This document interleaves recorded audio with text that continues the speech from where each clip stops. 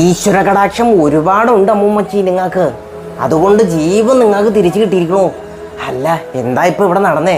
കുണ്ടി ഒന്ന് ചെറുതായിട്ട് പൊള്ളി, അതുപോലെ തന്നെ വയറ്റിനകത്ത് കിടക്കുന്ന കുടല് വെന്തുരുകി പുറത്ത് വന്നു.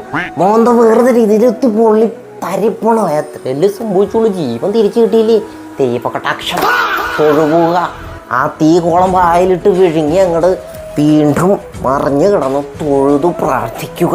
ഇനിയും ഇതേപോലുള്ള ആളുകളെ പിന്നെ ആളുകളെ രക്ഷപ്പെടുത്താനുള്ള സാധനങ്ങൾ, ആചാരങ്ങൾ വീണ്ടും തുടർന്നു.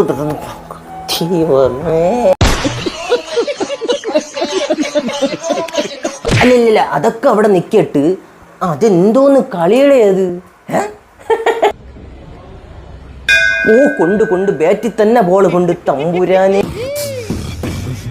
എന്റെ പൊന്നേച്ചി, നിങ്ങളെ കൊല്ലാൻ വേണ്ടി ബോംബൊന്നും അല്ല എടുത്തെറിഞ്ഞത്, ഇങ്ങനെ എടുത്തെറിയേ.